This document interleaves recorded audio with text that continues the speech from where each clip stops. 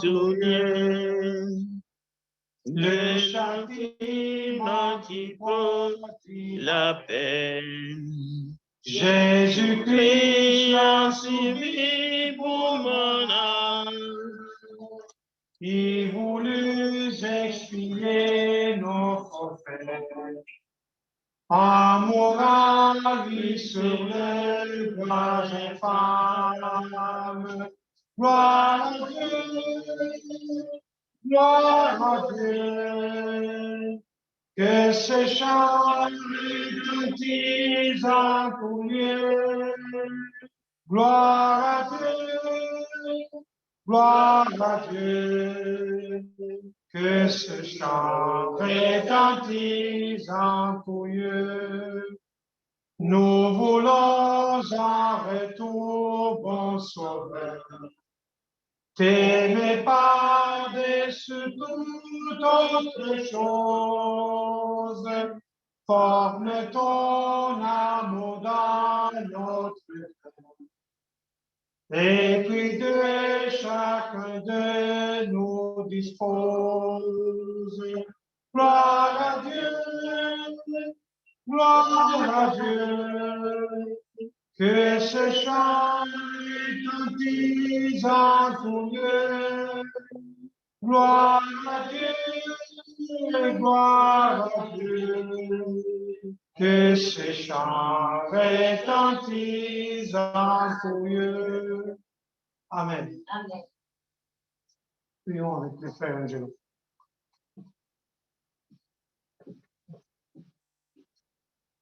Merci Dieu d'être avec nous aujourd'hui. Merci de garder nous sains et saufs. Merci d'être avec nous toujours et guidez-nous toujours dans le bon chemin. Merci d'être avec toutes les personnes qui sont dans les hôpitaux ou qui sont dans les pays qui sont en guerre ou qui ont souffert de désastres naturels comme le Soudan, qui est en guerre maintenant. Reste avec les gens dans l'Ukraine et Russie. Aide à trouver des solutions, d'arrêter cette guerre terrible. Aussi de garder toutes les personnes sains et saufs quand il va venir à l'église et quand il va partir. Merci d'être avec nous dans le bâtiment après 2 années d'être à la maison. Merci de retourner nous dans le bâtiment. Dans le nom de Jésus, Amen. Amen. Je passe le micro à notre frère Frédéric qui va porter l'étude de ce soir.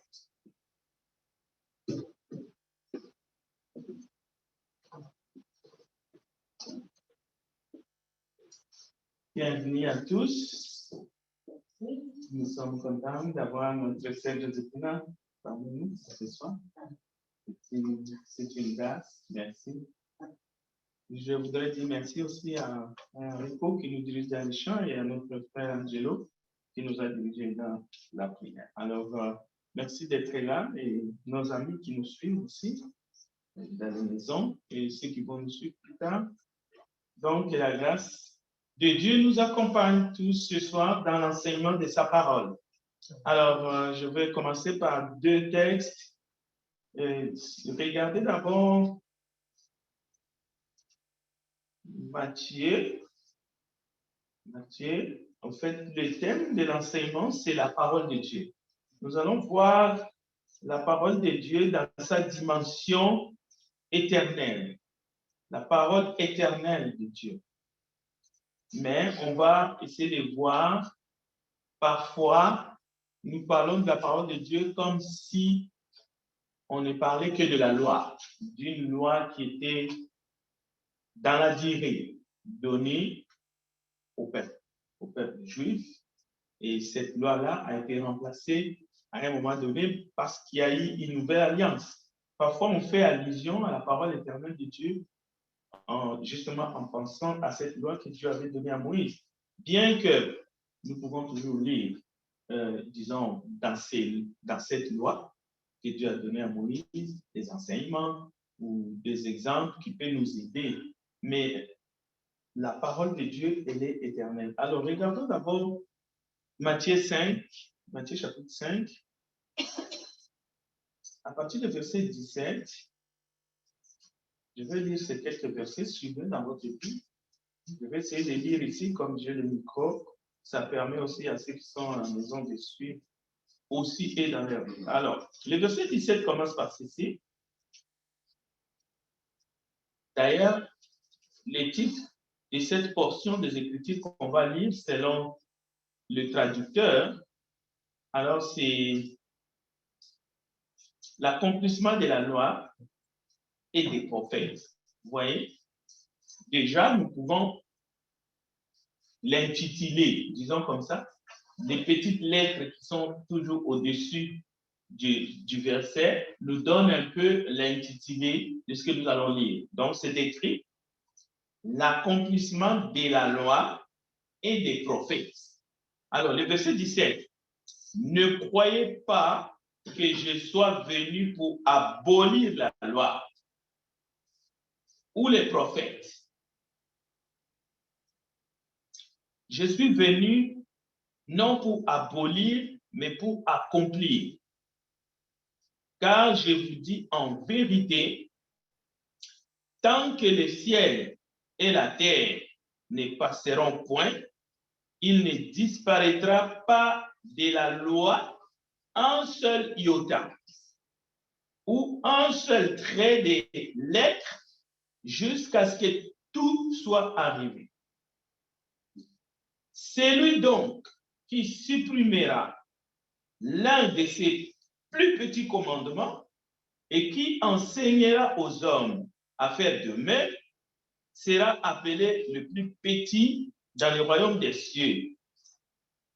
Mais celui qui les observera et qui enseignera à les observer, celui-là sera appelé grand dans le royaume des cieux.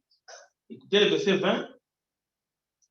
Car, je vous l'ai dit, si votre justice ne surpasse celle des scribes et des pharisiens, vous n'entrerez point dans le royaume des cieux.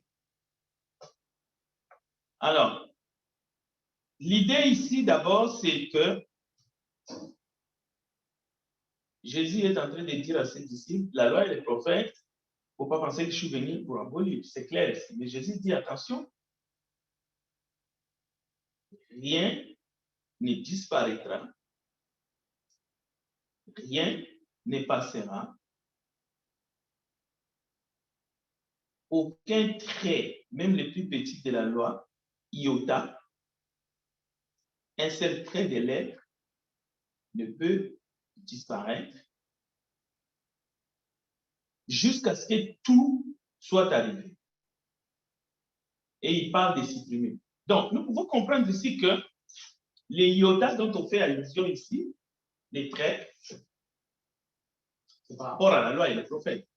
Cela veut dire qu'il faut attendre, à un moment donné, ça va passer, ça va disparaître, mais pas avant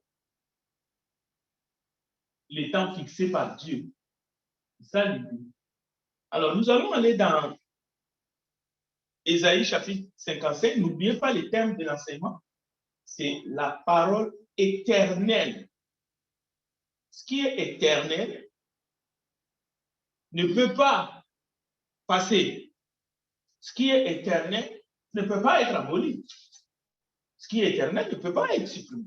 Alors, regardons une notion que nous allons trouver dans Ésaïe 55, je pense à partir du verset 10 aussi. C'est un texte aussi qu'on utilise souvent. Vous allez voir déjà la différence. Ici, nous venons de lire dans Matthieu, il est vraiment question de la loi et les prophètes. Mais ici, dans Ésaïe 55, c'est vraiment la parole de Dieu. Et nous pouvons maintenant à la maison faire des recherches, trouver des versets qui disent clairement que la parole de Dieu est éternelle. Avec votre concordance, vous pouvez aller trouver des versets où les seigneurs ou les apôtres où les textes nous disent que la parole de Dieu est éternelle. Ça, c'est un exercice que nous allons faire. Mais aujourd'hui, vous allez voir, nous allons découvrir plutôt qu'est-ce que les Écritures nous enseignent dans un autre sens. Ésaïe 55, regardez à partir du verset 10. 10, toujours 10. Ésaïe 55, 10. Suivez dans votre Bible. Ésaïe 55, 10. Comme la pluie et la neige descendent des cieux et n'y retournent pas, sans avoir arrosé, fécondé la terre et fait germer les plantes, sans avoir donné de la semence au semeur et du pain à celui qui mange. Alors, le verset 11 dit, ainsi en est-il de ma parole qui sort de ma bouche. Elle ne retourne point à moi sans effet, sans avoir exécuté ma volonté et accompli mes. Alors, ici, ce que nous voulons ressortir, c'est que, bien sûr, le Seigneur parle, l'Éternel parle à son peuple d'une manière, on va dire, allégorique, parce qu'il donne l'exemple de la pluie et la neige. Il dit, ben, dès que ça vient, ça retourne. Mais de même, ma parole, quand ça vient, quand ça sort, il faut que ça retourne. Mais ça ne retourne pas avant d'accomplir ma volonté. Alors, on sait que l'Éternel est éternel. Okay? Sa parole, lorsqu'elle sort de sa bouche, elle vient, elle exécute ses desseins, sa volonté. Cette parole retourne vers lui, d'après l'image que nous avons ici. Maintenant, avec ces deux exemples, c'est-à-dire les deux textes que nous venons de lire, Matthieu chapitre 5, Ésaïe 55, verset 10, nous voulons essayer de comprendre quelque chose. Qu'est-ce qui sera aboli? Qu'est-ce qui ne le sera pas? Qu'est-ce qui demeurera éternellement? Et qu'est-ce qui ne demeurera pas éternellement? Bien entendu, avant d'entrer dans le vif de notre étude, je vous donne encore un autre texte. Maintenant, c'est vers la fin. Nous allons aller dans l'Apocalypse chapitre 22, la conclusion du livre. La conclusion du livre, parce que nous allons essayer d'aborder ces grands thèmes de la parole éternelle de Dieu. Qu'est-ce que ça veut dire? La parole de Dieu est éternelle, ou demeure éternellement. Alors, dans l'Apocalypse chapitre 22,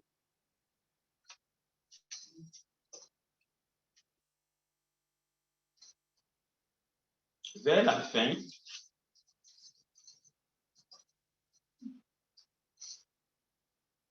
c'est disons la conclusion du livre. Le verset 6.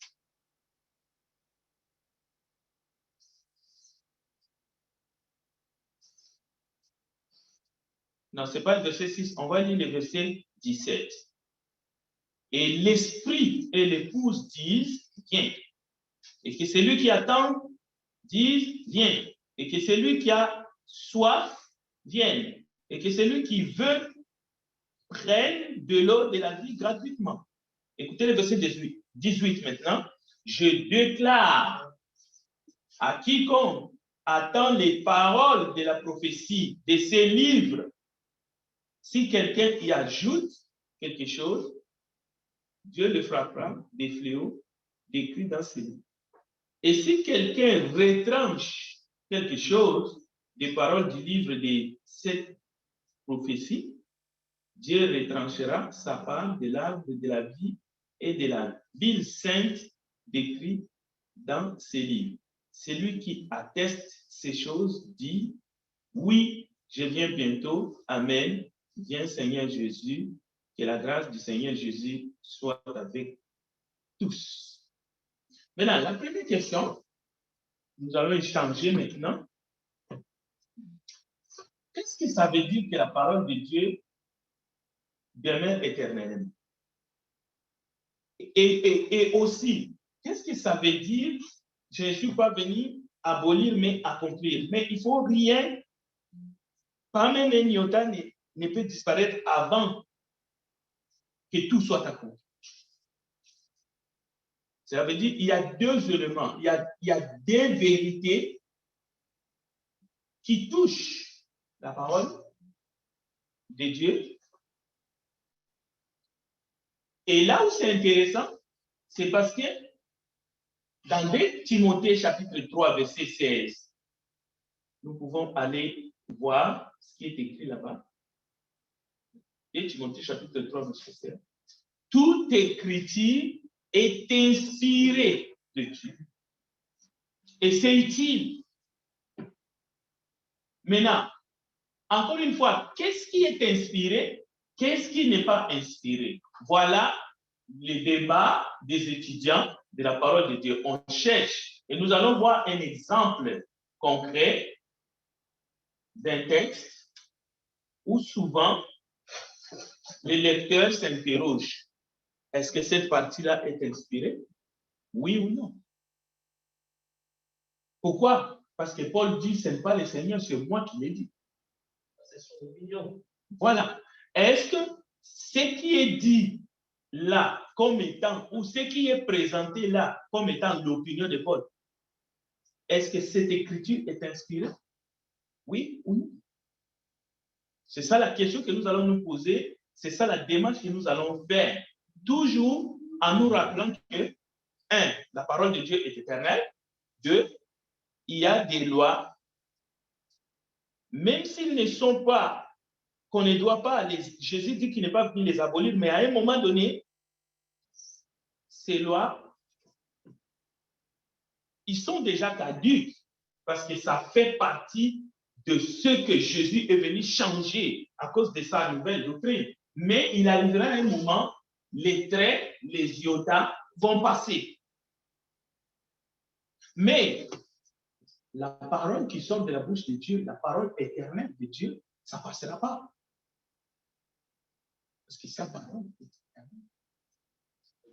Donc, maintenant, c'est là où nous avons besoin du discernement, surtout en ce qui concerne les paroles de Paul, qui est difficile d'expliquer parce que c'est là où il y a un débat. On essaye de se tirer d'affaire et on se dit, ah non, ça c'est Paul qui a dit, c'est son opinion à lui. Mais est-ce que l'opinion de Paul est inspirée? C'est une écriture inspirée, oui ou non? Parce que quand nous allons voir les textes, Paul va dire, moi aussi, je crois avoir l'esprit de Dieu. Est-ce que quelqu'un comme Paul, qui a été inspiré, utilisé, qui a eu des révélations et qui a écrit la plupart des livres, peut-on vraiment arriver à une conclusion simpliste que dans les écrits de Paul ou de Pierre, il y a des textes qui sont inspirés et il y a des textes qui ne sont pas inspirés? C'est un jeu du hasard. C'est un qui perd gagne. Parce qu'on peut se tromper. Imaginez qu'on se trompe sur une écriture de Paul qui est inspirée et on se dit que ce n'est pas inspiré, c'est son opinion personnelle. Notre salut est en danger. Parce qu'on risque de faire des choses, mais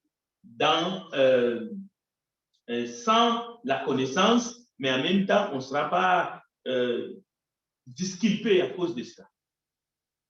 Donc, alors, nous allons voir d'où viennent justement ces idées où les gens disent « Ah non, Paul, il avait mis beaucoup de ses opinions dans les textes bibliques, il faut faire attention, il ne faut pas les suivre. » Il y en a même qui qualifient Paul comme étant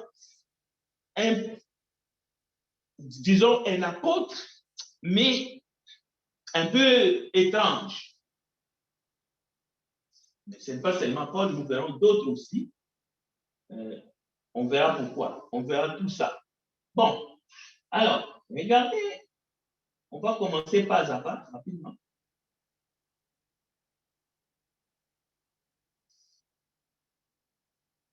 Est-ce que je suis sur le bon texte?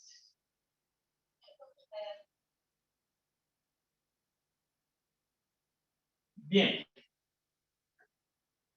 Alors,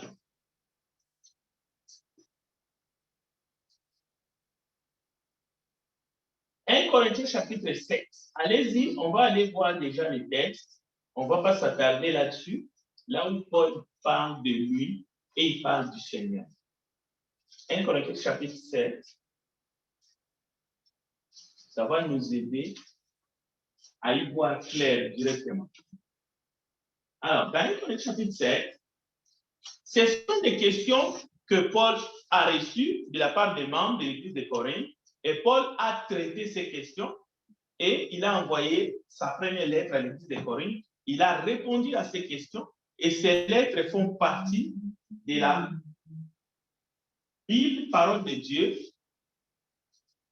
Et dès Corinthiens chapitre 3, c'est Paul lui-même qui dit au verset 16 que toute écriture est inspirée de Dieu. Alors, au verset 8, Paul dit, à ceux qui ne sont pas mariés et au vers, j'ai dit qu'il leur est bon de rester comme moi. Mais s'ils manquent de continence, qu'ils se marient, car il vaut mieux se marier que de brûler. Et au verset 10, il dit, à ceux qui ne sont pas mariés, j'ordonne, non pas moi, mais le Seigneur. J'aime bien la formule de Paul, parce que vous voyez, il commence, il dit j'ordonne. Mais il ne veut pas passer comme vite en baisant. Il fait comme 2 pas en arrière. Après avoir dit j'ordonne, il dit non pas moi, mais le Seigneur. C'est un style. Parce que lui-même, Paul, il est conscient, mais c'est Pierre qui va nous écrire en disant que pas tout est chrétien, mais tous ceux qui ont parlé de la part de Dieu, tous ceux qui ont été utilisés pour parler de la part de Dieu comme Paul, Jude, Pierre lui-même, Pierre dévoile les secrets, il dit c'est poussé par le Saint-Esprit qu'ils ont écrit de la part de Dieu. Donc là, Pierre ne va pas, comme on dit, sur le dos de la cuillère. Paul n'essaye pas de sceller les Écritures entre les opinions. Non, non, non. Paul dit seulement tous les humains que Dieu a utilisés, et ils ne sont pas nombreux, l'équipe que Dieu a utilisée pour nous faire parvenir les Écritures saintes, ils ont été poussés par le Saint-Esprit pour mettre ça par écrit. Donc, alors ici, Paul, par son style, il dit j'ordonne non pas moi, mais le Seigneur, que la femme ne se sépare point de son mari. Si elle se sépare, qu'elle demeure, non pas moi, mais le Seigneur, qu'elle demeure sans se marier ou qu'elle se réconcilie avec son mari et que le mari ne répudie point sa femme. Maintenant, il continue, il dit aux autres, c'est-à-dire ceux qui ne sont pas, hein, ce n'est pas le Seigneur, et c'est ici que ça va faire couler beaucoup d'âmes. C'est là que le débat va poigner. Parce qu'il dit, ce n'est pas le Seigneur, c'est moi qui dis. Comme le frère a dit, donc, c'est l'opinion de Paul. Or, vous savez, déjà, l'effet de considérer seulement que ça, c'est l'opinion de Paul. Parce que la Bible dit, ne discutez pas philosophe. Ça sert à rien. Parce qu'une opinion, c'est une opinion d'une personne. Mais écoutez, même si on va que dans le sens que c'est l'opinion de Paul, mais c'est dans les Écritures. Moi, je peux émettre une opinion aujourd'hui, mais ce n'est pas dans les Écritures saintes. Vous n'avez pas besoin de me suivre. Mais ici, c'est dans les Écritures saintes. C'est pour cela que nous voulons comprendre qu'est-ce qui demeure, qu'est-ce qui ne demeure pas, qu'est-ce qui devrait être aboli, ainsi de suite. Et nous allons voir même quels sont les livres canonisés, entre guillemets, et par qui. Ce sont ceux qu'on appelle les pères de l'Église, qui ont rassemblé, canonisé, et il y a même des livres qui ne sont pas canoniques, qui ont été mis de côté. On va citer quelques-uns. Mais vous allez voir que même parmi les pères de l'Église, entre guillemets, moi je le mets entre guillemets, avec tous les respects, il y a conflit. C'est-à-dire, les livres canonisés, ils ne sont pas d'accord. Mais c'est eux qui ont dit ça, c'est des livres canonisés. Mais entre eux, ils ne sont pas d'accord. Et parmi les livres qui ne sont pas canonisés, eux-mêmes, les pères disent, ce sont des livres édifiants. Je vais vous donner quelques exemples. Et nous allons comprendre maintenant, mais qu'est-ce que signifie qu'il est inspiré en fait. Et nous pouvons comprendre aussi ces passages facilement. Alors, regardez le verset 12. Aux autres, Paul dit, ce n'est pas le Seigneur, c'est moi qui dis. Si un frère a une femme non croyante et qu'elle consente à habiter avec lui, qu'il ne la répudie point. Et si une femme a un mari non croyant, qu'il consente à habiter avec elle, qu'elle ne répudie point son mari. Car le mari non croyant est sanctifié par la femme et la femme non croyante est sanctifiée par les frères. Et vous pouvez continuer. C'est tellement intéressant parce que quand ça arrive au verset 39, une femme est liée aussi au fait que son mari est vivant. Mais si le mari meurt, elle est libre de se marier à qui elle veut, seulement que ce soit dans les seigneurs. Elle est plus heureuse néanmoins si elle demeure comme elle est, suivant mon avis. Ah, voilà, ici, le texte nous parle d'avis, pas d'opinion. Donc, il ne s'agit pas vraiment d'opinion ici, c'est un avis. Mais est-ce qu'on peut maintenant faire une dissertation ou aller dans le Robert pour essayer de voir quelle est la différence entre un avis et une opinion? Évidemment, mais ce qui compte pour nous, c'est d'essayer de savoir cet avis, cette opinion, c'est qui aimait cet avis, c'est qui. Parce que Paul termine le verset 40, regardez dans votre Bible, regardez le verset 40, vers la fin, c'est là où Paul va dire, et moi aussi, je crois avoir l'Esprit de Dieu. Donc, il faut être honnête, la même chose qu'il a dit, Jordan, ce n'est pas moi, c'est le Seigneur. Même s'il vient de dire ici, c'est mon avis, même s'il vient de dire, ce n'est pas le Seigneur, Paul vient de faire encore 2 pas en arrière. Il dit, moi aussi, je crois avoir l'Esprit de Dieu. Cela veut dire, il sait, retire encore une fois, il dit, non. N'essayez pas de me prendre en défaut parce que moi aussi, je crois avoir l'Esprit de Dieu. Et là, en toute bonne foi, on peut faire une étude personnelle en groupe pour savoir comment est-ce qu'une personne sur qui l'Esprit de Dieu habite. Comment est-ce que cette personne, comment est-ce que l'Esprit prend l'emprise sur cette personne? D'autant plus qu'on sait que cette personne, il marche selon l'Esprit et non selon la chair. Et de plus, que c'est poussé par les Saint-Esprit qu'ils ont écrit de la part de Dieu. Et toute écriture est inspirée par le même esprit. Donc, c'est important, tous ces détails.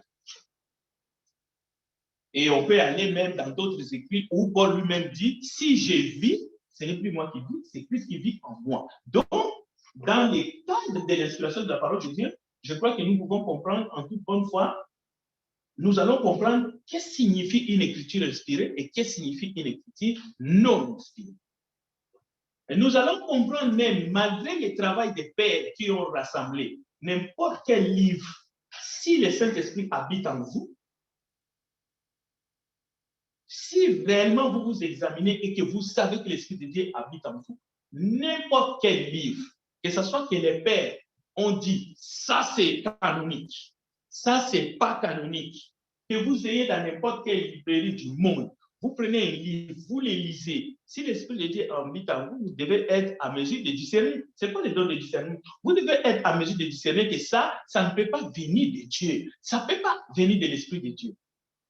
La seule chose que vous pouvez faire, que vous ne pouvez pas faire, c'est d'ajouter dans l'écriture inspirée vos idées à vous. Ça, vous ne pouvez pas ajouter.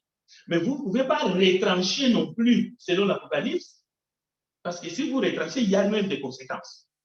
Mais l'Esprit de Dieu peut nous aider avec la prière, bien entendu. Ça ne doit pas se faire par magie. Parce qu'il faut lire la parole de Dieu dans une attitude de prière.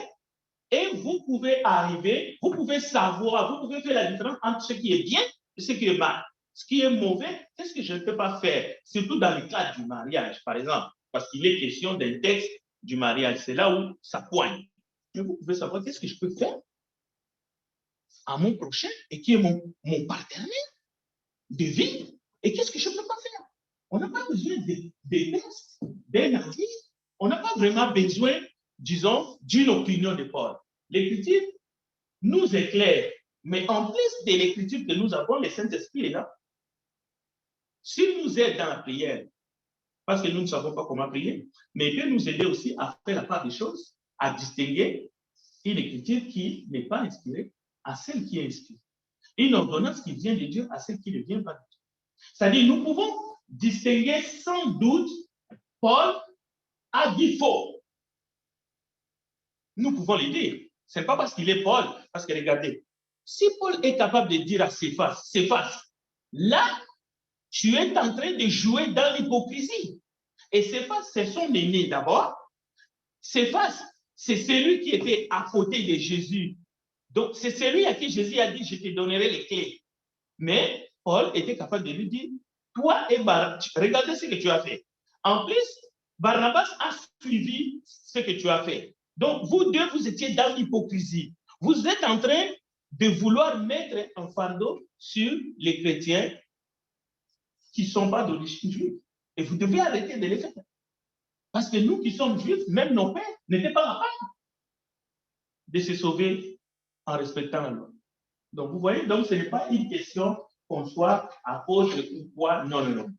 Alors, si cette parole-là est la vérité, le Saint-Esprit qui nous convainc du péché et tous les restes, c'est dans les livres des gens. Donc, il doit faire son œuvre. Seulement, nous devons être dans une bonne attitude pour que cela arrive. Mais si nous avons déjà choisi de faire le mal, qu'est-ce que les gens font? Ils cherchent à justifier les œuvres des ténèbres. Et pour chercher à justifier un péché, on peut donner à Paul de mauvaises intentions. Et à n'importe qui. Parce qu'on veut justement justifier le mal qui est en nous. Donc, il faut faire attention. Bon, je disais que toute écriture est inspirée de Dieu. Maintenant, question. Peut-être que je vous amène un sujet qui va un peu vous embrouiller. Parce que je vous parle des pères des églises. Mais je vais entrer dans le détail. Vous allez connaître qui sont ces gens. Qu'est-ce qu'ils ont fait. Mais j'y vais progressivement. Mais ce qu'on appelle les pères des églises et qui se sont réunis dans des conciles pour rassembler les livres qui fait que nous avons cette Bible-là aujourd'hui en disant ça c'est canonique, ça c'est pas canonisé, ça c'est valable, ça c'est pas valable. Le Saint-Esprit a-t-il inspiré les pères de l'Église quand ils ont établi par consensus quels étaient les livres canoniques qui n'avaient pas des erreurs doctrinales et quels étaient les livres édifiants pouvant contenir des erreurs? Alors il fallait les déclasser. Et aussi, quels étaient les livres hérétiques qui contenaient les erreurs doctrinalement graves qu'il fallait les bannir. Donc, la première question, si vous voulez comprendre l'histoire de la Bible, il faut vous poser, par exemple, est-ce que ces pères-là, d'abord, qui sont-ils? Dans quelle ville ils se sont réunis? Pour canoniser ces livres, pour les rassembler. Ont-ils été inspirés? Mais sans oublier, 2 Timothée 3,16, toute écriture est inspirée de Dieu et utile pour enseigner, pour convaincre, pour corriger, pour instruire dans la justice, afin que l'homme de Dieu, la femme de Dieu, soit accompli et propre à toute bonne œuvre. C'est important. Alors, rapidement, je vais vous laisser le temps de poser des questions. Il y a un conflit. Quand on dit qu'il y a eu conflit, sur le livre canonique, cela veut dire que entre les orthodoxes et les catholiques, il y a conflit sur les livres canonisés. Entre les catholiques et les orthodoxes, les catholiques romains et les catholiques orthodoxes, et les autres groupes religieux, il y a aussi conflit entre ces livres-là. C'est-à-dire qu'il y a des livres qui sont acceptés et il y a des livres qui ne sont pas acceptés. Alors, je vais vous citer quelques livres. Par exemple, les livres qu'on appelle apocryphes, ce sont les livres de Tobie, Judith, 2 Maccabées, 1 Maccabée, 2 Maccabées, Sagesse, Ecclésiastique, Siracide. Il y a aussi un livre qui s'appelle Baruch. Les livres-là que je vous dis là, ce sont des livres, lorsqu'ils se sont réunis, ils ont dit, ah, ce livre-là est édifiant, ce livre-là est édifiant. On ne peut pas les mettre dans la Bible, ça, on va enlever. Ça, on va les garder de côté. Alors, ils ont extrait de la liste des canons. Mais il y a aussi des évangiles qui existent et qui circulent sous le manteau. Je vous cite l'évangile de Thomas, l'évangile de Marie, l'évangile de Judas, et il y en a d'autres. Parce que vous pouvez rester devant vous, devant la télé, une émission passe, vous attendez des choses, ça vous trouble. Oui, ça existe. Je vais vous lire un extrait de l'évangile de Thomas.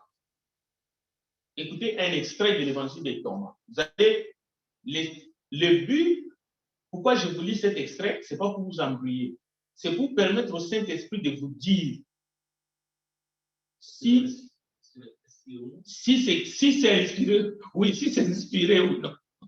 Donc c'est comme un test. Donc, soyez neutre. Donc, c'est-à-dire que personne ne vous influence. Donc, je vais vous lire. Et Simon-Pierre leur dit que Marie sorte de parmi nous, car les femmes ne sont pas dignes de la vie.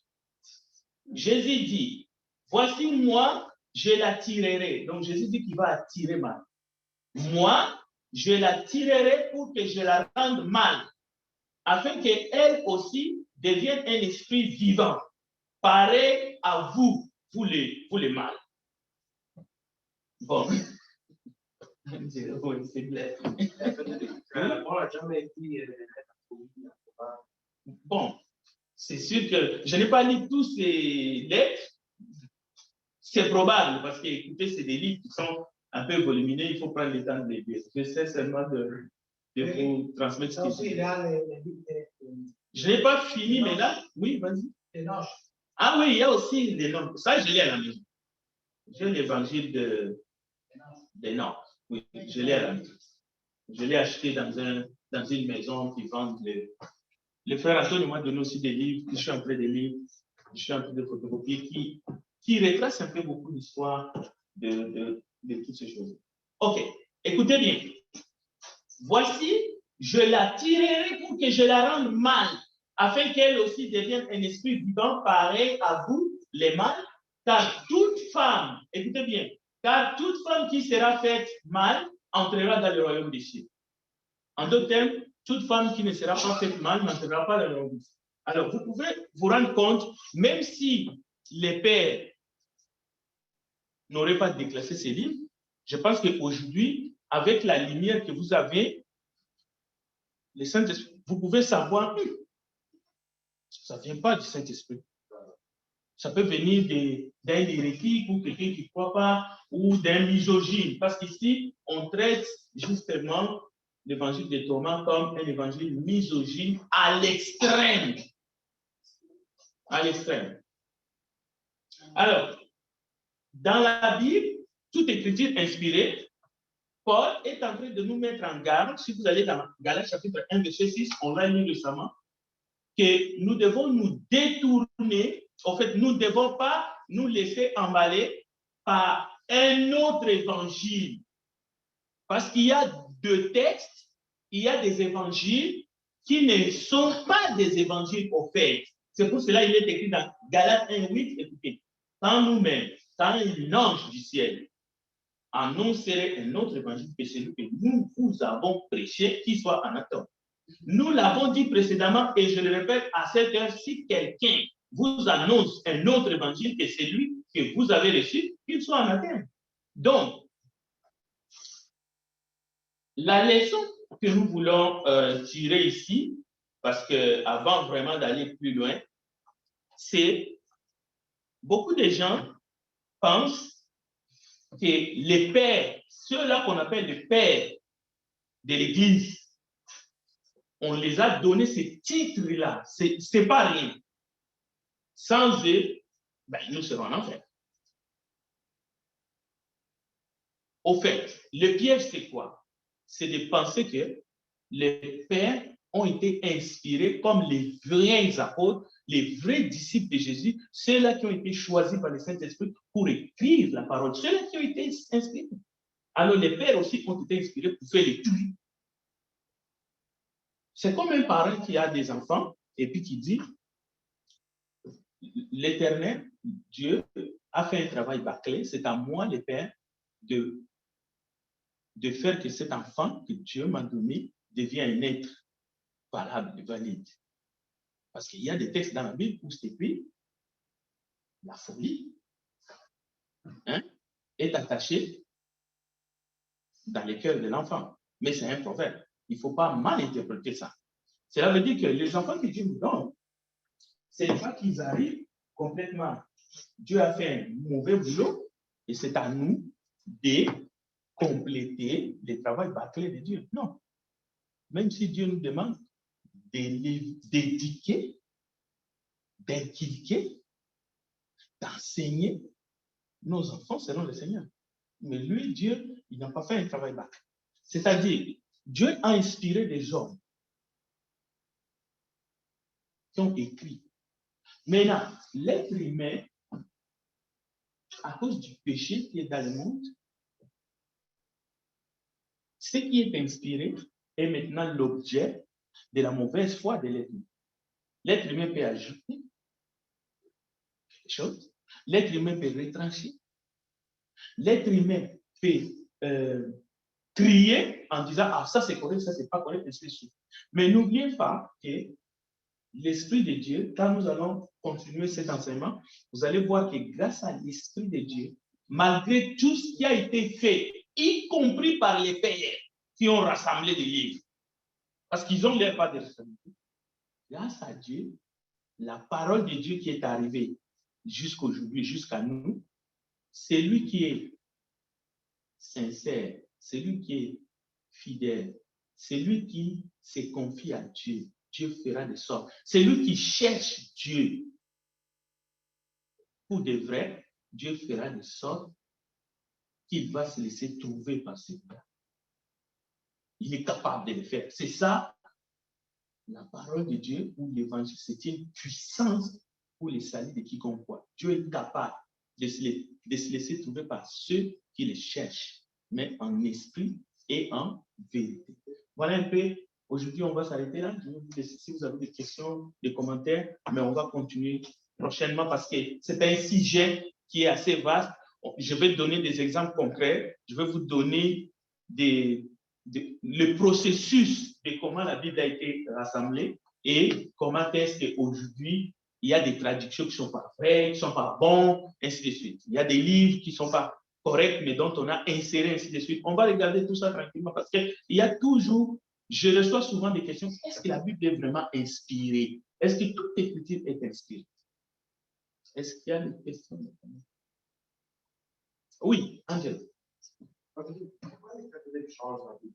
Bon, écoutez, d'ailleurs, aujourd'hui, j'essaie d'aller un peu avec des gants, mais je vais enlever mes gants à un moment donné. Quand on parle des pères, c'est vraiment parmi eux, les catholiques, c'est les conciles ont eu lieu la plupart du temps, c'était à Rome, c'est là-bas qu'on s'est réunis. Évidemment, ils avaient des intentions qui n'étaient pas bonnes. Mais malgré tout, je ne pense pas que... Oui, ils ont réussi à induire pas mal de gens dans l'erreur, mais Dieu a fait de sorte qu'aujourd'hui, nous pouvons encore